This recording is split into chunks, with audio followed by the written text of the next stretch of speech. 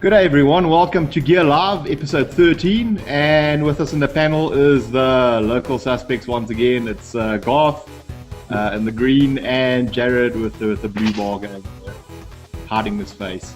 Ashamed that he's a Liverpool supporter. Never. Anyway, guys, we're going to go right into the news topic of this week. And, well, it's actually been a very quiet week. Therefore, we've decided to look at Grand Theft Auto's 5's trailers. 3 of them launched earlier this week, putting more emphasis on the 3 new characters. Guys, have you guys actually watched it at all?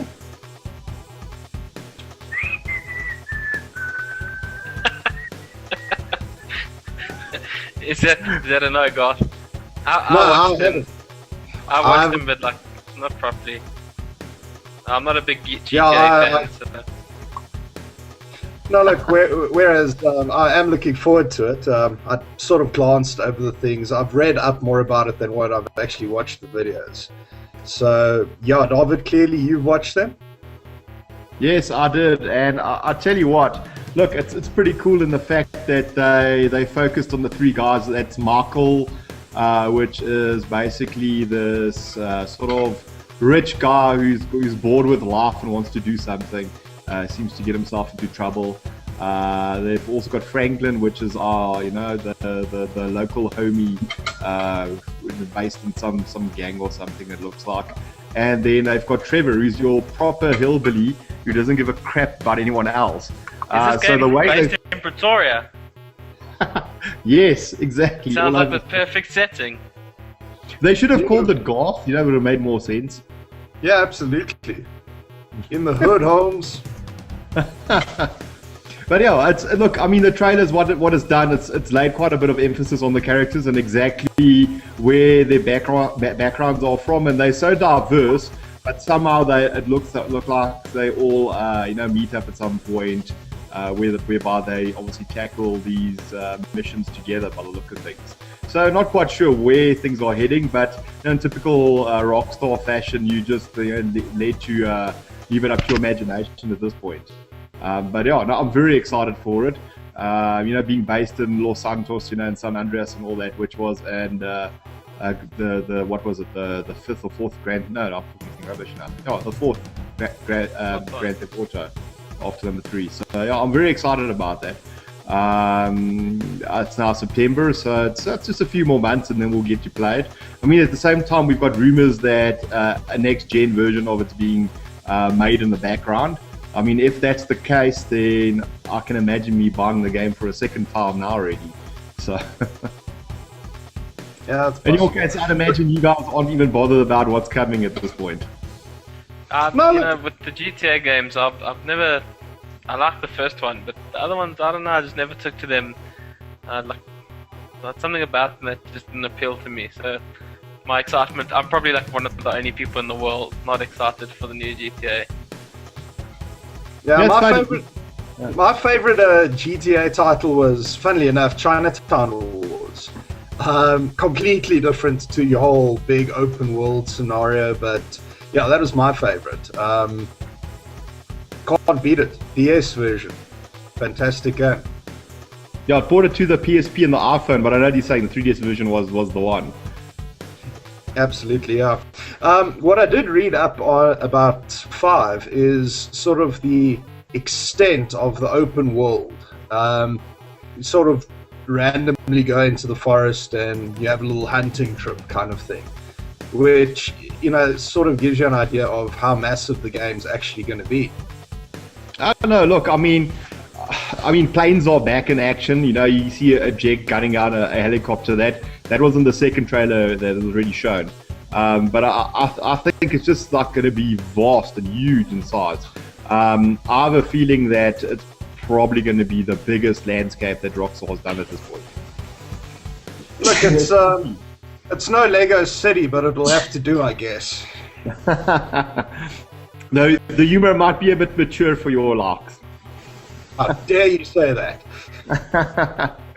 Anyway, guys, I just realized I skipped a crucial part of our discussion today, and that's what we've all been playing this week. So I'm going to do it back to front.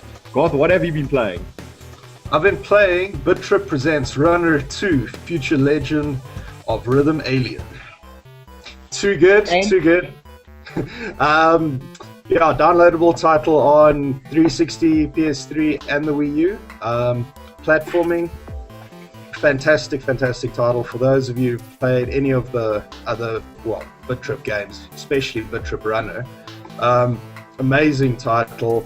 Not as difficult as the first Runner, a bit easier, sort of different effect to it, a lot prettier, a lot, they've sort of upped it from 8-bit to sort of 16-bit vibe.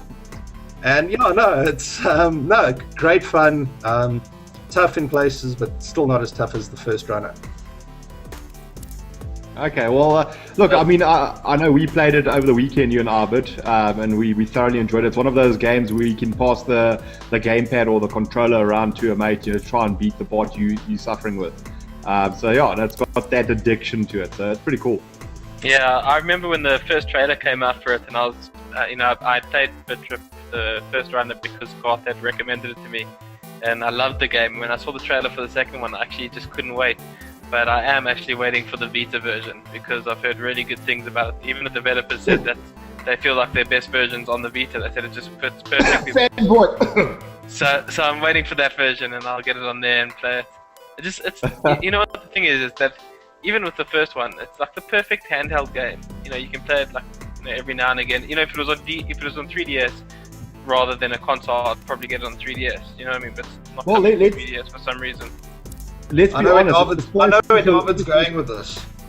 It's the closest you'll ever get to Mario on your Vita. I mean, let's be honest. It's Charles Martinet's voice. Well, I mean, yeah, exactly. So we'll have him on my Vita, and I'll record it and pretend that I'm playing Mario.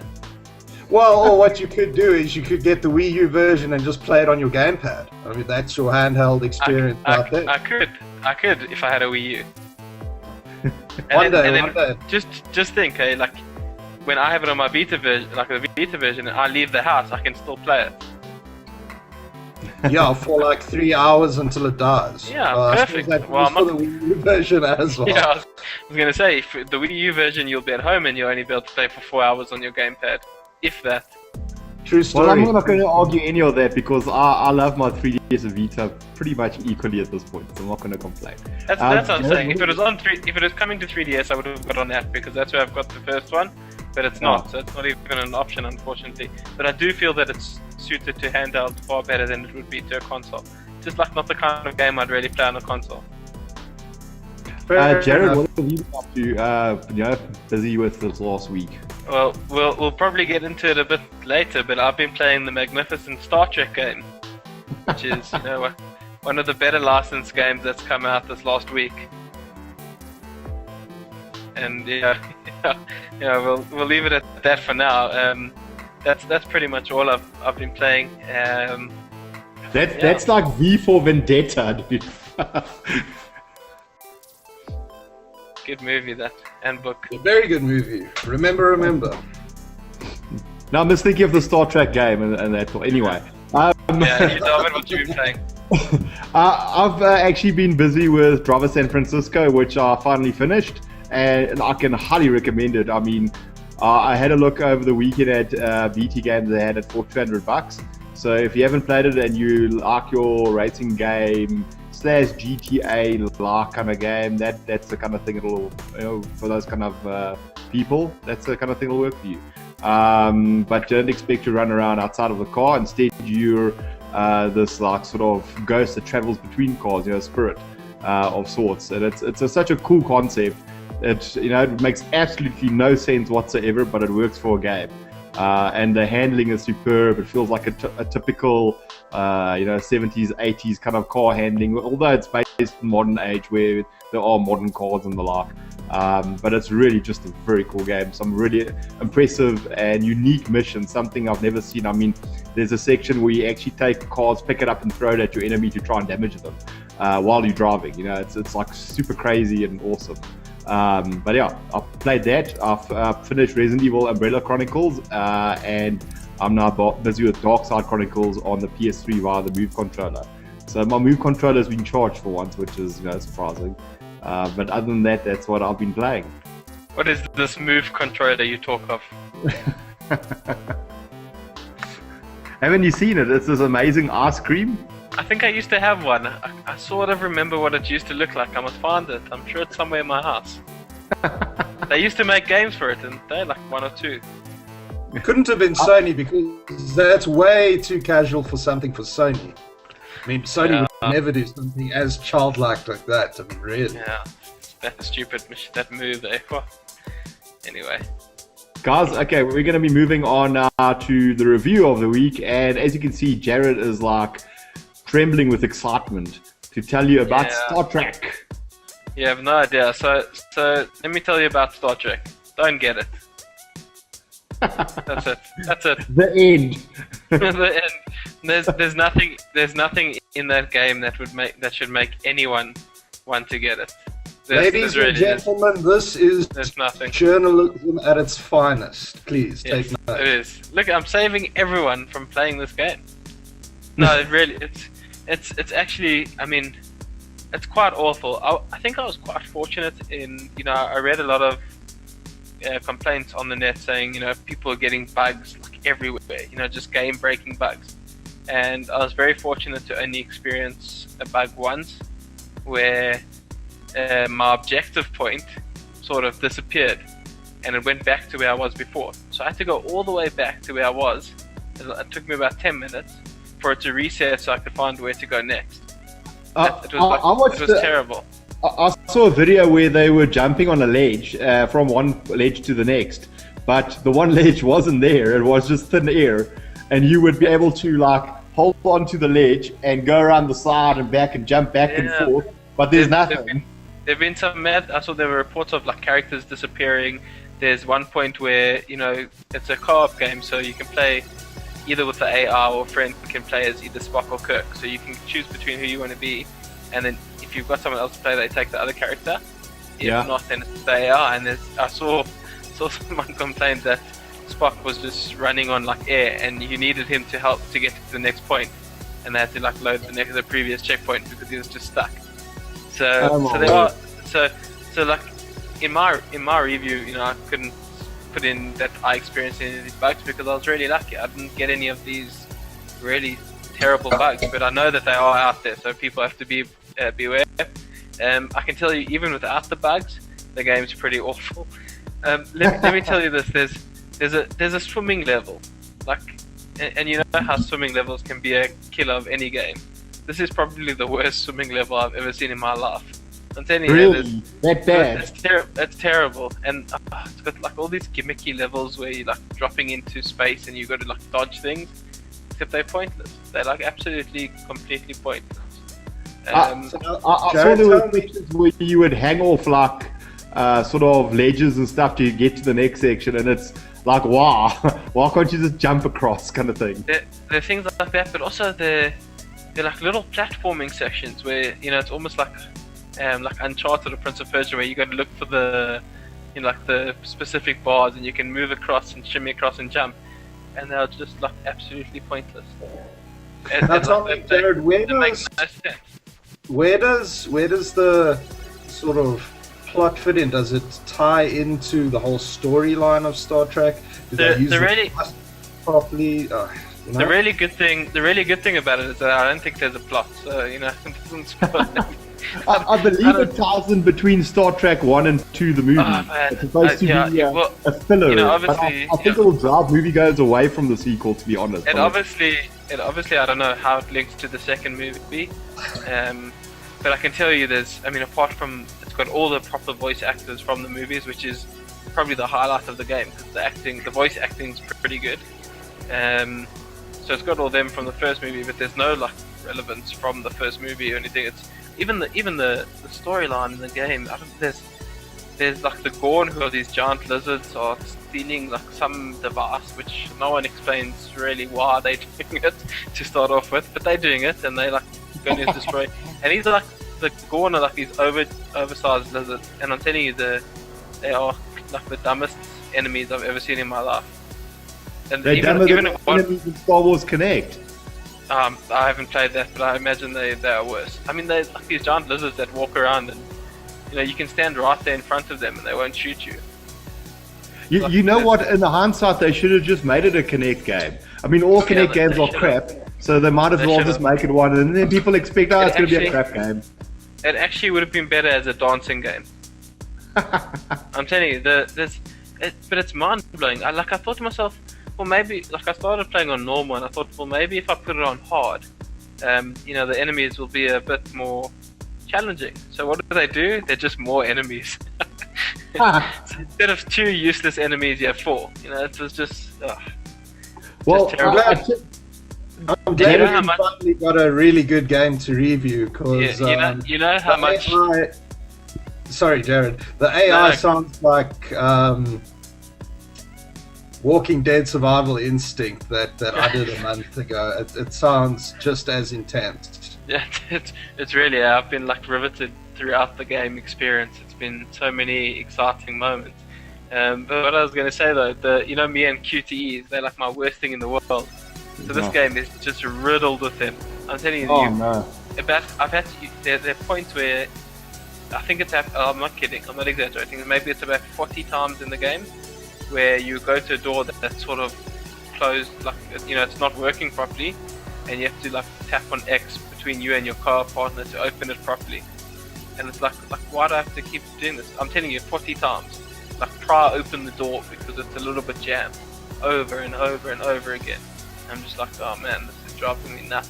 And then to make it worse, another it's all over the game. You go to a door, and you've got a hacking device, and it's got these stupid mini games, 3 of them that are the same throughout the game, where you've got to either match code, or you've got to get from A to B in this little grid, and it doesn't change. It's the same stupid mini game every time you want to open a door.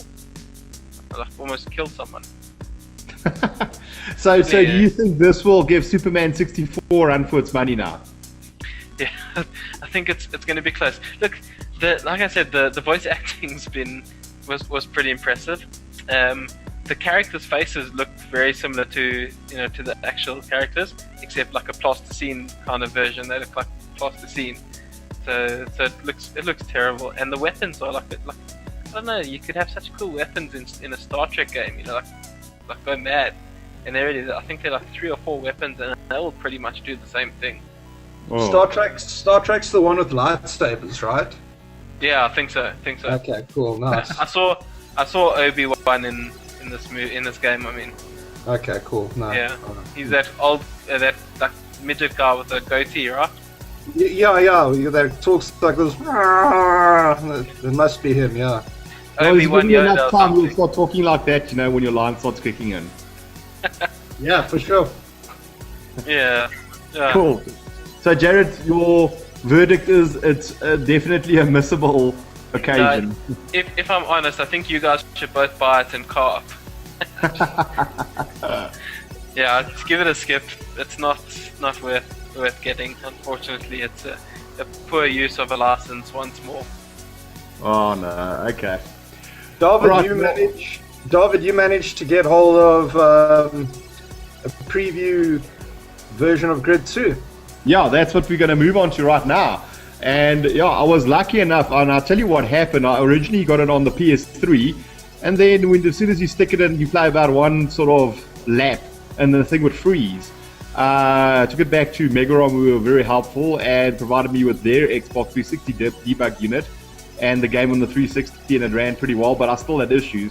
I couldn't play the complete thing, but I could play quite a bit. I played about 2 to 3 hours of some of the tracks I could get hold of. But what happens is, look, I mean, if you play Grid, the original Grid, Race Driver Grid, you'll know that it's not quite a simulator, but it's also not an arcade game. They get the balance just right. But it gives you this complete sense of being a motor, a car racer kind of guy. You understand what motorsport's all about and how stressful it is. You hear every squeak in the chassis. Every corner you take, you are worried about nipping anyone because you might slide out. It's got that feeling about it, but at the same time, because they got the flashback where you basically rewind a bit in time, like Prince of Persia, you take your chances because you know if it does go wrong, you got a chance to get back to it. But you only get about 5 if you play it on the normal mode. So run out of the 5 flashbacks, and you're out of it, and it's up to your driving skills. As the old games would have been back in the day. But In this case, yeah, they dump you straight into Chicago in a muscle car Mustang, and yeah, if you don't know what grid is about, you're in for a rude awakening, because by the time you get to the third or fourth quarter, I'm pretty sure your car will be totaled. But it's a very clever idea to bring you into sort of what the game is all about right away. That it's quite frantic and so forth. And once that's done, you take into Indianapolis circuit, where you're given the ins and outs of how it works, and drifting and the like. And then from there you get signed up and taken to a Pacific track that's based in a sort of a forest of some kind. And it brings I put it in my preview, it reminded me quite a bit of Need for Speed Hot Pursuit 2, where it just felt so open and sort of cool. But although it's very linear, you can't go off the track to get shortcuts and that, because you've got to stay within the track limits of the barriers and the like. But it works for grid too. I mean, if you go around a corner and you misjudge it slightly, you're off off the cliff or whatever. I like the direction they've taken it, so I'm very, very excited for the sequel. Nice. And that's Codemasters, right? Yeah, it's Codemasters. It's the guys who did Dirt and F1 racing. But I mean, the original Grid launched 5 years ago, and it was a massive hit with racing fans around the world. And then everyone kept pleading them to bring out a sequel, and they kept on bringing freaking Dirt after Dirt until we got Showdown, and it's a crap game now. And they're like, oh well, we do Grid, so that we can get something out of our supporters, our fan base, and at least it looks like they've done a good job in this case. Nice. But hopefully your first experience with your PlayStation version doesn't go through to the final product. No, I don't think it would. I mean, another cool feature that they've brought back from the first one is that if you raced in Japan, it's all about drifting. America is all about the power and muscle car, and Europe is more about technique, with sort of open top cars and touring cars and stuff. So they sort of themed it according to regions, which is pretty cool. They've just brought it back, which works. So we'll see. In Africa, you've got your ox wagons and that type of thing, right? Exactly. Your little wide little cars and stuff with Coca-Cola wheels and stuff. Yeah, nice. Delivery motorcycles. Sounds good, yeah. Yeah, anyway, so look, for what I've played so far is very enjoyable. I mean, there's no doubt I'd put my pre-order in right now if I was a racing fan, so yeah. Sounds good. Cool, guys. On to Developer of the Week, and this week we're going to be talking about Rockstar. And I know you guys are big fans. I'm talking about Rockstar North, the one with the yellow icon that's done all the GTAs. I know you guys are huge fans, especially Jared. Yeah, no, I'm a massive fan. I did table tennis was good. I enjoyed that. That was my first Xbox 360 game, so that's a good experience with Rockstar. And you're still playing the 360 after that? Yeah, I've still got that game actually. No way. Yeah, Dawid, it's awesome. funny that you mentioned the logo, because often people say, "Oh, Rockstar, wow, that's awesome," and they're so let down. And then they're like, "Oh no, but hold on, this isn't the same Rockstar that I was thinking of." And they've sort of differentiated the different studios between their yellow and their purple logo, and it's a nice little touch, I suppose. Yeah, I mean, look, they're the guys behind Red Dead Redemption as well. Just about anything that they touch ends up being gold. And so what's pretty much happened is the team split into two. You want to call it the first and the second team. The second team is all you want to call them the sort of B team kind of thing. They get all the other games that aren't expected to do too well. But I mean, if you look at Rockstar North, you start with GTA 1 and 2, 3, Vice City, San Andreas, and then 4 and now 5. They've never let us down. Red Dead Redemption was a good example of that too. But I think when it comes to the development studio, they're just in a whole different sort of. And Max Payne, no? Max Payne also? No, Max Payne wasn't Rockstar North, was it? Yeah, that's exactly. Yeah. Are you sure? Didn't they do Max Payne 3 though? No. I don't think they did 3. I must actually have a look at it, Jared. I'm sure they did the first 2, if I'm not mistaken. But I just about think they didn't do this one. I'm actually going to have a look at it. Okay. Don't know why I thought they did. Anyway. Thought Yeah. I'd have a good experience. Damn. Well, now you've sort of put us on the spot here, but Alain Noir was also Rockstar, was it not? LA Noir. God. Yeah. Wow.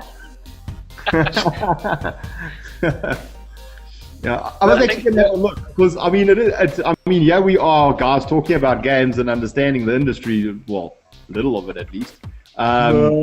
And we're not 100% sure because it's so divided, but we're going to have a look. But from what I remember, LA Noir is not from Rockstar North, and neither is Max Payne 3. I might be wrong.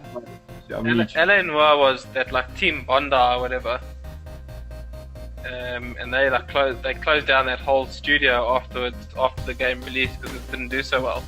That's right, and I mean you got the Rockstar Leeds, if I'm not mistaken, the one with the white logo. So there's a whole bunch of them. But I mean, if you look at the studio overall, Rockstar are very unique in the sense that they never at events. Okay, you'll never see them at E3 or Gamescom. They just don't give a shit. It's like it's about their own thing. They will not provide you with trailers or anything that's leaked. They will release it when they think it's ready. Take for instance our Freebie Friday, and our readers might find it a little bit of interest and be a bit sad. We could never ever run a Rockstar Freebie Friday because Rockstar won't allow us to run it because they do not give their games away. They only sell their games. The only things they'll give away is posters and maybe key rings and soap bars of soap, with Red Dead Redemption, those kind of things. That's how they see competitions running on their side. So yeah, it's a pretty sad case in that scenario. But overall, I think it's pretty cool that they take the publishers and the retail by the horns and say, well, this is how we do things. If you don't fit in, then bugger off. Kind of like that actually. Yeah, it's a pretty cool concept. The other thing that they touched, which was a lot more controversial than Grand Theft, was the Manhunt series. Oh, yeah, no, that's true. I mean, Manhunt, Jared, I mean, did you ever play that? Hell no. It's definitely Jared's kind of game, yeah. Yeah, definitely not. Yeah, I mean, that was... Manhunt was, I think, the original was on the PS2, and then I remember Manhunt 2 was a big deal on the Wii because you had interactions, the waggle stuff with it. Yeah, it was... Nah. Okay, guys, I'm quickly having a quick look at this here. Max Payne 3, Jared, you're 100% right. It was from Rockstar North. Okay. But LA Noir was not. Yeah, LA Noir was that Bondi, Team Bondi or something like that. I just remember. Oh, right, okay. I remember that big article about them closing down the whole studio. Fortunately, because I actually enjoyed LA Noir. But yeah, Max Payne 3 it's the only Max Payne I've actually played. That was cool. I enjoyed it a lot. Okay, cool. So you can be a Rockstar fan for once. Yeah, and I also, I'm sure I might be getting my memory completely wrong, but didn't they work on like a Lemmings game or something a long time ago? What game? Yeah, that was Rockstar, but not Rockstar North as such. Maybe I'm sure it was North because I remember. I think there was like an Easter egg in one of the early GTA games or something to do with Lemmings. Yeah, you're 100% right, Jared.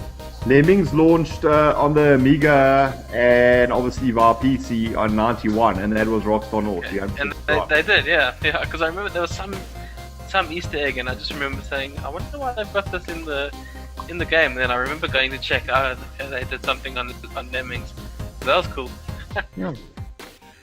Okay, so we all got our Rockstar memories and so forth, but I mean, when I think of a developer that got it right in the last two generations, succeeding each other, I think Rockstar would be it. Yeah, I must say, everyone always gives me crap for it, but I don't know, there's something about that. I think it was GTA San Andreas. I can't remember if it was that one. Who was the main character in that one? That was CJ, I think it was. Yeah, CJ. And there was like at one point that I'm playing the game and you have to like go to gym to do stuff all the time and to like speak to a million people, and I was like, I had just taken over some territory and I was in the middle of a mission. And while I'm on that mission, I get called saying, my territory is being attacked. I was like, did I go protect the territory? It just got irritating, and that was the end of GTA for me. I just you are referring to this. You are referring to the same game that is the top-selling title for the PS2, right? It's just not for me. It really just wasn't for me. Can I tell you what we did? We had a mate of ours who he was big time into San Andreas, and he had his character that went to gym all buffed and his special clothes, and his car was totally souped up and whatnot. And we went while he was gone, and we went to gave him made him eat, made him put on major weight. He was like major overweight. Got him into slops and like sort of underwear and stuff, and got a piece of crap. I think we got him a bicycle or something. We smashed his car and stuff, and he got back and he was so upset with us because we saved it on his memory card. But yeah, that's San Andreas memory. Good times, good times. Guys, we got to get moving. Unfortunately, so much the viewers know. I forgot my power cable at the office today, so yeah, I am sitting with a battery and I'm not too far from dying. But we're going to get moving on to the retro game, which we'll touch on. Don't go, Dawid, don't go. Snow Bros. Yeah, Snow Bros. Insane game back in the day. Arcade cabinet, platformer. Yeah, a lot of games were like it, but that was just one of them that stood out. Yeah. I mean, Jared, did you play Snow Bros? Yeah, of course. Awesome game, mate. It was so different. I mean, like you said, there were similar games to it, but it was really different the way you had to go up and the platforming on it. It was such a cool game. Well, it was sort of like a bubble. If you're a youngster and you're watching this and you don't know what Snow Bros is, you're basically these two Snow Brothers, if you want to call them that. And like Bubble Bubble, the stage go up and down vertically once you finish it. And your aim is to hit the foes with this, I don't know what they were shooting at, I guess snowballs of some kind. And you end up making this huge big snowball, and then you push it, and that it bangs them into a wall. But if you push it and it hits a whole bunch of other foes, it will just take them down as one multiplier, which is quite cool at the time. Yeah, basically Bubble Bubble on steroids, basically. Different interface, but yeah, no, it took everything that was good, combined it into one game, and it was just awesome multiplayer fun. Many 20-cent coins spent on that game. Many. Well, my introduction to Snow Bros, quite surprisingly, being a bit of an arcade nut back in the day, was actually via the Mega Drive that a mate of mine owned, and we used to play it at his house, every night when he just got it, and that's where we got this love for Snow Bros. And then, then I found out about the arcade version thereafter. But yeah, I mean that's my entry into it, Mega Drive. I had no idea it even made it onto a console. Why would they do that? I mean, who would buy it? Well, I think it was one of those Hong Kong Mega Drive cartridges that we could, get back in South Africa. Yeah, back in the day. But yeah, I mean, if you look back at those, it was a simple game. It worked. It was highly addictive. It's like addictive as in Bubble Bubble and Pac-Man kind of addictive. And you play it today, and it probably looks like a turd. But it's still got the same. But it is like you mentioned Pac-Man, and that's exactly what it was like. It was the same experience as Pac-Man, where you'd play a bit, and you're like, I don't know why this is fun, but it is. Let me play a little bit more. And you die, and you're like, put in a few more coins. Let me try that again. Really, it had that addictiveness, eh? It was really just one of those addictive games, simple but addictive. I'm just busy thinking about it now. You take Ice Climber. Take Super Mario Brothers, sort of combine the characters to make a new character, and take Bubble Bobble gameplay, and that's sort of what you're looking at. Kind of, yeah. Cool, guys. I think that's it for the night. Otherwise, I will unfortunately be shutting down in a few seconds' time. Thank you very much for joining us. Just a reminder that we do have Freebie Friday going. That will be live at 3 o'clock. Well, the winner will be announced then for Deadly Premonition. Review of that should be up by Monday next week. So for those who still want to buy it, you can read that when it comes around. And next week we'll have something else for you to enter for. So all the best of luck. Jared and Goss, thank you very much for joining us once again. And we'll see you all next week. Good. Cheers.